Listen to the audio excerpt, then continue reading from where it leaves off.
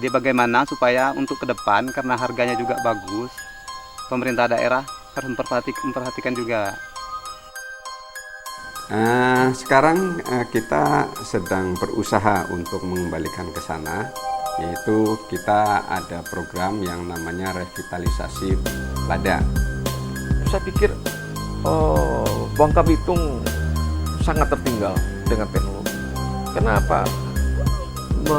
Mengekang diri dengan teknologi. Teknologi sudah siap, tapi mereka tidak respon.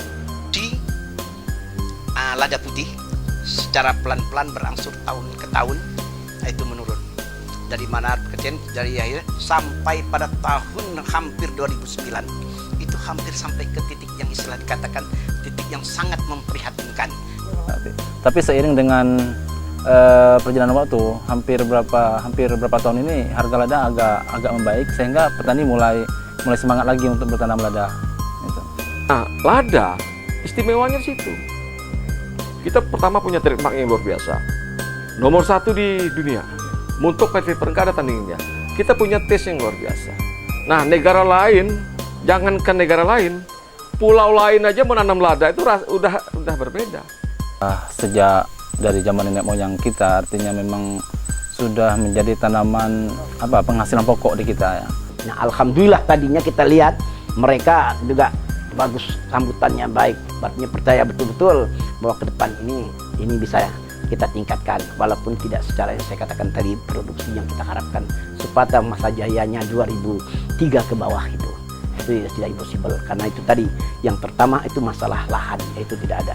Karena samping itu juga kesulitan bagi kita sekarang untuk mengembangkan satu RT RW, pengaturan lah di kita pun sampai hari ini belum jelas. Dari hasil penelitian kita, tidak ada komoditi lain manapun yang bisa menyaingi lada dari segi profitnya.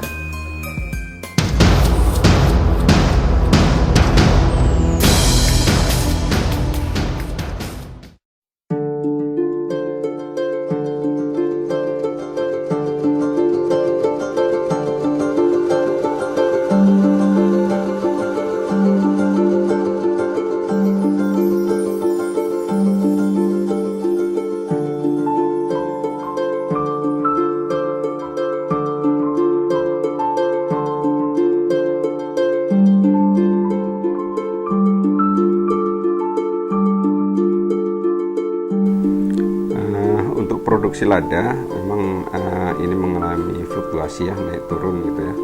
Beberapa tahun terakhir ini kalau data yang ada dari tahun 2006 itu ada mengalami penurunan, dan juga di 2 tahun terakhir ini ada mengalami kenaikan.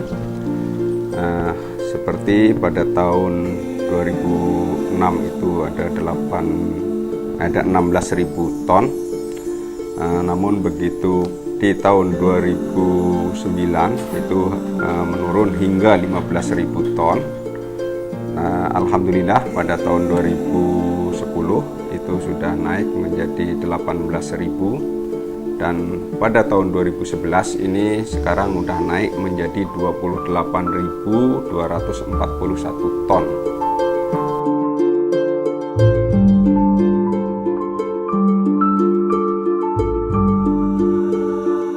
Untuk luas lahannya itu juga sama mengalami naik turun juga, seperti pada tahun 2006 itu luas arealnya kita sudah bisa mencapai 40.720 hektar, tapi pada tahun 2008 ini mengalami penurunan yang sangat drastis, hanya tinggal 33.000 hektar 739. Namun demikian sekarang sudah mulai naik lagi. Dari tahun 2010 itu sudah naik menjadi 36.372 hektar, dan pada tahun 2011 itu sudah naik lagi menjadi 39.165 hektar. Itu dari jumlah keseluruhan areal. Namun di sini kalau yang produksinya tahun 2011 hanya 15.429 hektar.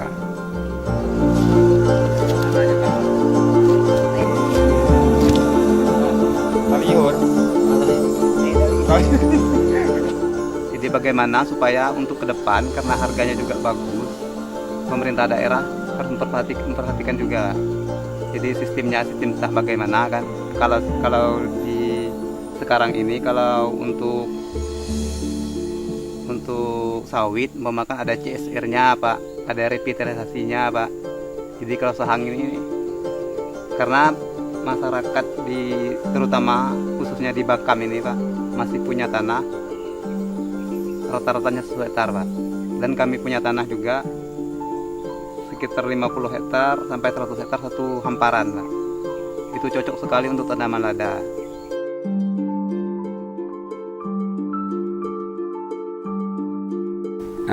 Sekarang kita sedang berusaha untuk mengembalikan ke sana, yaitu kita ada program yang namanya revitalisasi lada. Sebetulnya revitalisasi ini kalau di pusat itu hanya 3 komoditi, tidak termasuk lada. Cuman di pemerintah daerah kita di Provinsi Kepulauan Bangka Belitung itu lada kita jadikan program revitalisasi lada. Nah, di situ kita ada program percepatan itu kita lakukan dengan memberikan bantuan berupa bibit, berupa pembinaan kepada petani, baik melalui pelatihan SLPHT, Sekolah Lapang Pengendalian Hama Terpadu, maupun ada SKE, Sistem Kebersamaan Ekonomi. Itu kita latih di sana agar petani itu bisa berusaha sendiri, ya, hama penyakitnya bisa mengendalikan sendiri, dan berusaha secara berkelompok juga di sana kita bimbing seperti itu gitu. Nah, itu program-program yang kita lakukan. Selain daripada itu juga kita ada bantuan kepada para penangkar. Kenapa penangkar ini perlu kita bantu? Karena untuk bibit lada ini kan kita tidak mengambil dari luar, kita mengambil dari dalam sinilah, dari Provinsi Kepulauan Bangka Belitung ini, karena seperti saya katakan tadi bahwa kita sudah mempunyai kekhasan tersendiri, sehingga bibit-bibitnya juga kita harus dari dalam ini, dari Bangka Belitung ini. Hanya kita melakukan upaya-upaya seperti yang sudah ditentukan melalui undang-undang maupun permentan, yaitu bibit yang kita salurkan harus sudah bersertifikasi dari kebun induk yang sudah disertifikasi. Itu barangkali yang program-program yang kita lakukan seperti itu. Kenapa kita melakukan itu? Karena untuk mengembalikan kejayaan lada itu perlu waktu gitu ya. Tidak bisa seperti membalikkan tangan, tidak bisa seperti timah. Hari ini gali, sore nanti sudah dapat uang. Nah, kalau untuk kebun tidak bisa seperti itu. Jadi kalau untuk kebun itu perlu buka lahan dulu, perlu nanam dulu, perlu pemeliharaan dulu, sampai batas waktu 2 tahun lebih baru kita bisa panen. Jadi perlu hal-hal seperti itu. Jadi seperti saya katakan tadi, jadi kita punya program-program tertentu seperti untuk pemberian bantuan bibit. Itu pada tahun 2011 kita punya program ada 300 hektar dari APBN. Pada tahun 2012 kita ada 550 hektar, dan pada tahun ini juga kita ada itu yang dari APBN, belum lagi yang dari APBD. Hanya permasalahannya mungkin dari APBD kita pada tahun 2012 itu rekanan kita ada mengalami kesulitan barangkali dalam mencari bibit, sehingga itu tidak bisa terlaksana. Namun untuk 2013 ini juga insya Allah akan ada lagi untuk bantuan bibit melalui APBD. Persiapan takutnya tumbang ini, sebelum tumbang dikasih.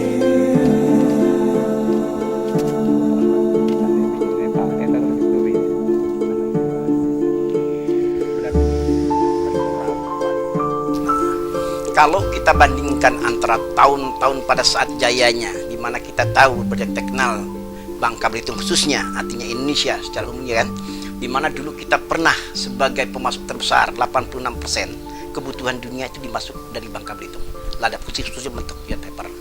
Nah, sejak adanya kebijakan pemerintah yang saya katakan tadi, artinya masyarakat boleh menggunakan tadi mengerjakan timah atau tambang rakyat yang kita kenal dengan tambang ini konvensional secara berangsur-angsur, karena kita hasilnya lebih instan, rakyat mulai artinya terjun ke situ dan meninggalkan.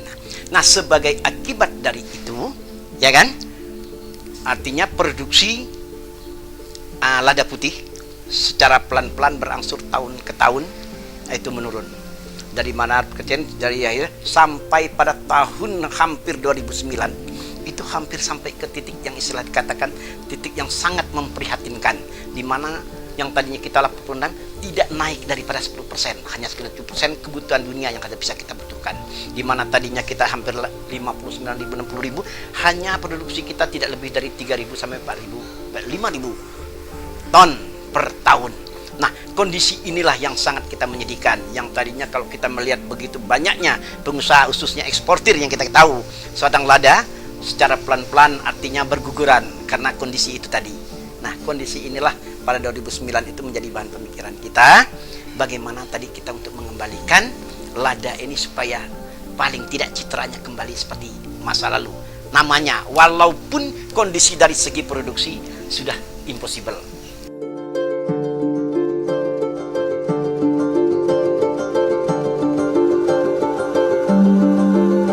Jadi karena memang lada ini udah sejak dari zaman nenek moyang kita, artinya memang sudah menjadi tanaman penghasilan pokok di kita ya.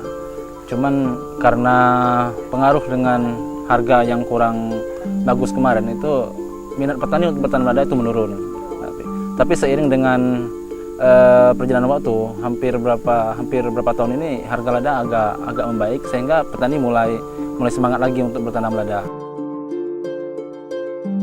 Petani sekarang sangat optimis sekali, ya, itu kita lihat buktinya di masyarakat itu untuk sekarang itu sudah hampir kembali merata, mereka mulai lagi buka ladang untuk bertanam lada untuk sekarang ini.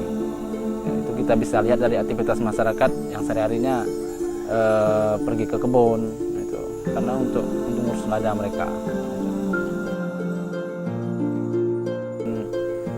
Sekarang harga itu dengan harga bibit yang tinggi ya. Sekarang 5.000 per batang per steknya itu 5.000. Kemudian biaya tiang panjatnya juga sekarang mahal karena seiring dengan pembukaan lahan kebun sawit yang ada di mana-mana sehingga petani sangat sulit sekali untuk mencari kayu yang memang khusus untuk tiang panjat lada. Nah, itu mereka kesulitan di situ. Jadi otomatis petani mencari di tempat yang jauh sehingga biayanya tinggi. Nah, kalaupun ada di sekitar petani itu kayunya masih kurang bagus, kemudian masih muda-muda sehingga lada ketika lada itu berumur 2 tahun itu sudah patah sehingga perlu lagi kayu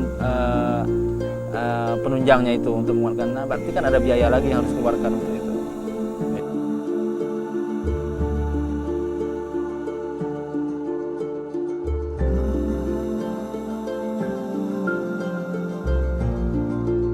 Sementara untuk sekarang ini kita ambil di hutan yang jauh dari sini, yang perlu angkutan. Karena di sini Sudah habis. Karena pembukaan kebun sawit pembukaan kebun sawit yang luas gitu. Jadi kebun sawit itu kan dibukanya kalau dulu tanah atau lokasi yang berada di sekitar rawa-rawa, sungai-sungai itu kan nggak ada yang manfaatkan karena untuk lada itu nggak baik. Nah, dengan dibiarkan hutan itu tumbuh, nah itulah salah satu sumber daripada petani mencari tiang panjat. Nah, sekarang yang namanya sawit kan nggak tahu bukit, nggak tahu alur kan, nggak tahu sungai kan, habis semua. Berarti kayunya yang jadi sumber petani mencari tiang panjat itu udah nggak ada lagi.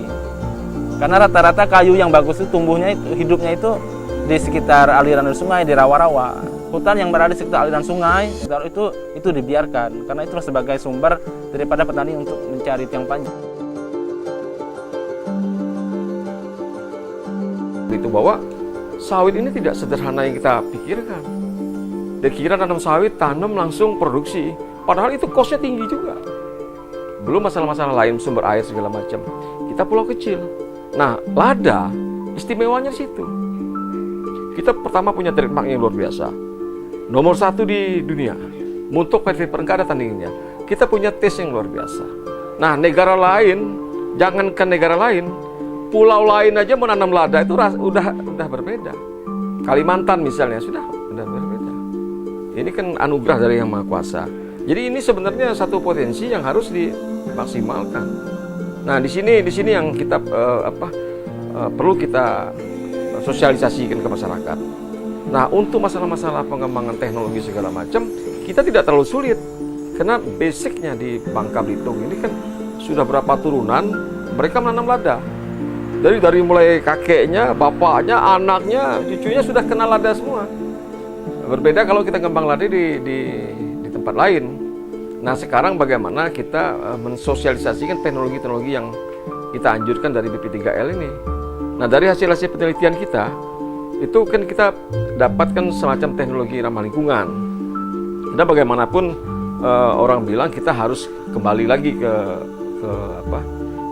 bahan-bahan yang non kimia, back to nature. Jadi ini satu pedoman bagi kita bahwa semakin canggih, semakin hebat teknologi bukan menyelesaikan masalah.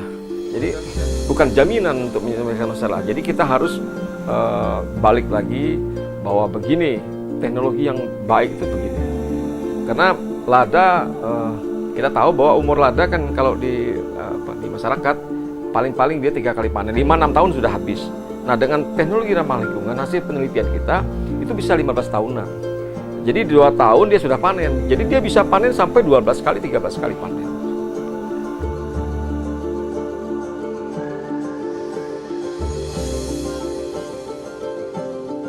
Zaman dahulu kala, orang menanam lada ini kan tidak ada pupuk kimia, sedikit sekali kan. Nah, setelah berproses berpuluh-puluh tahun, ternyata setelah kita teliti lagi, harus ada combine antara organik dengan kimia.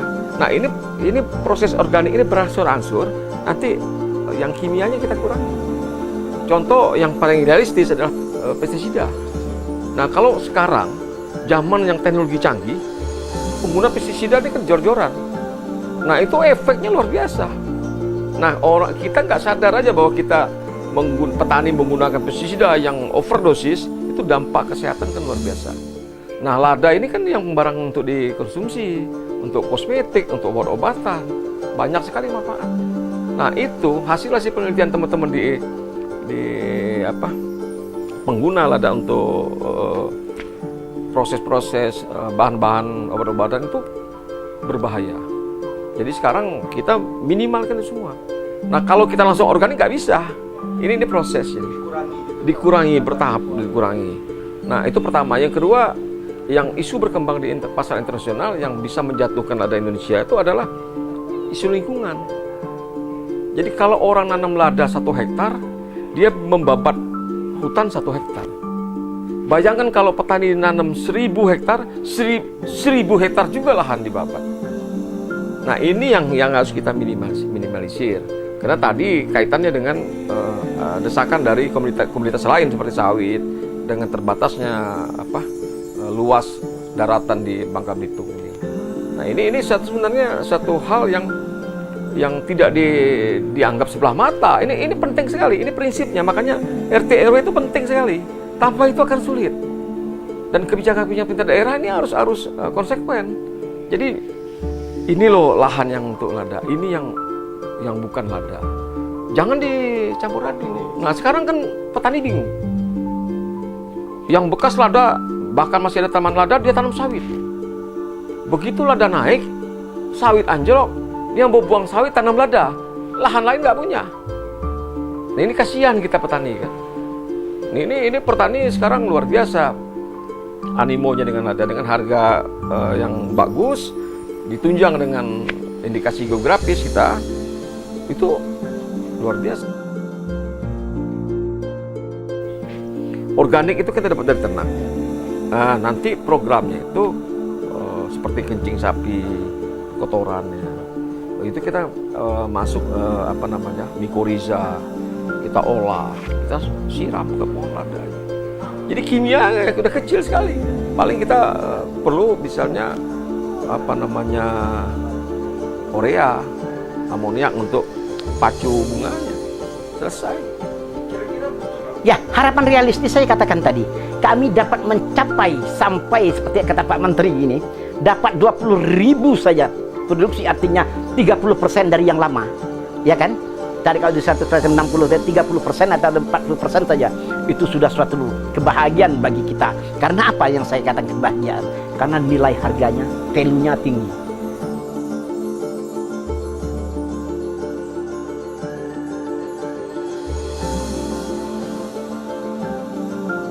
Kita tetap ada mentarget, maka itu kita mengharapkan dengan kegiatan sekarang ini kita menargetkan minimal setiap tahun itu, artinya dari produksi sekarang yaitu 15%, 5% atau 20%.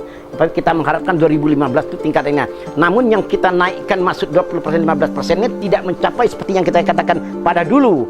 Karena ketika lahannya, artinya pada lahan yang kita harapkan tadi sampai ke maksimal 25.000 ton atau 30.000 ton, itu sudah hebat. Karena sudah tidak ada lagi. Nah, itu pun dengan gaya yang tadi, dengan keterbatasannya itu. Nah, maka itulah untuk mengatasi rendahnya produksi diimbangi dengan value-nya yang tinggi. Maka sekarang ini saya katakan harga benar-benar harga yang sangat memuaskan dan menyenangkan petani. Itu yang membuatkan optimis kami sekarang ini. Dan kami berkeyakinan ke depan untuk lada ini tetap optimis baik. Satu, yang jadi persoalan bagi kita, kebutuhan luar negeri, kebutuhan lokal itu tinggi, sedangkan produksi terbatas. Itu hukum apapun tetap akan membuat begitu. Itu optimis kami. Nah, maka itulah kami mengharapkan satunya kepada kebijakan pemerintah, kembang kebijakan, mari. Nah, walaupun saat ini memang kami belum begitu, masih istilahnya belum begitu menyatu. Nah, ini yang menjadi kelemahan di antara kita sementara ini. Ya, yang seharusnya kita ini kan B3N atau istilahnya sebagai pelaksana sebenarnya daripada tugas daripada pemangku kebijakan. Nah, itu secara pelan-pelan kami tetap berusaha untuk itu. Nah, itu.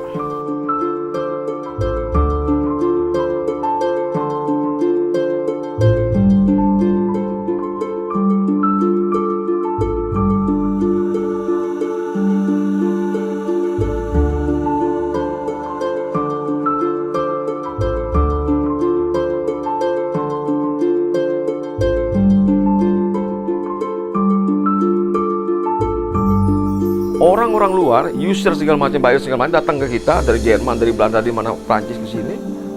Mereka lihat, oh ini loh Montauk White Pepper itu sebenarnya. Selama ini kan mereka rasakan berbeda kan. Seperti Pak Zainal katakan, di mix dengan yang dari mana-mana. Bahkan ada teman-teman yang dari universitas yang di Prancis datang penelitian khusus indikasi gratis. Ke sini ada S3, dia menyelesaikan S3-nya satu menyelesaikan S2-nya. Kita yang bimbing. Nah, tapi ini sekali lagi saya katakan, teknologi apapun itu kan proses. Nah, untuk sampai ke tingkat petani yang maksimal menggunakan teknologi itu nggak gampang. Jadi misalnya begini, semacam kebiasaan.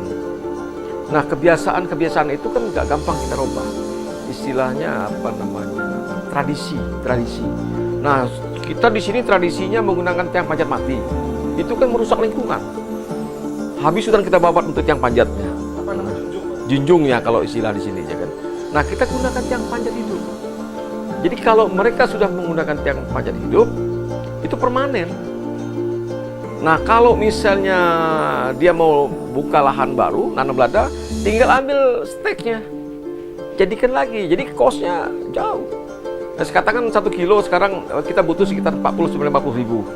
1 kilo satu pohon sampai produksi kan. Nah, kalau kita hilangkan tiang panjatnya, junjung itu kan 10.000. Kalau kita junjungnya kita hilangkan, berarti kosnya tinggal 40. Ya toh? Nah, itu baru satu sisi tiang panjatnya. Kita kurang lagi misalnya pupuknya.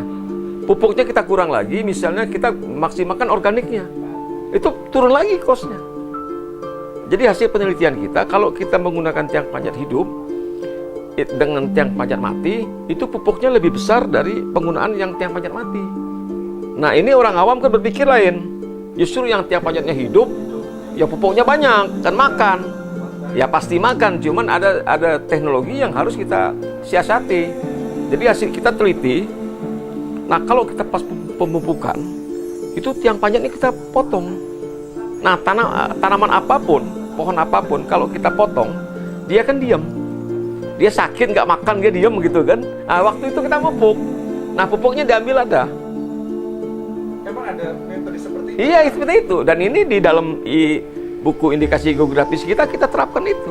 Kita punya buku satu, pedoman yang harus ikuti jalur itu.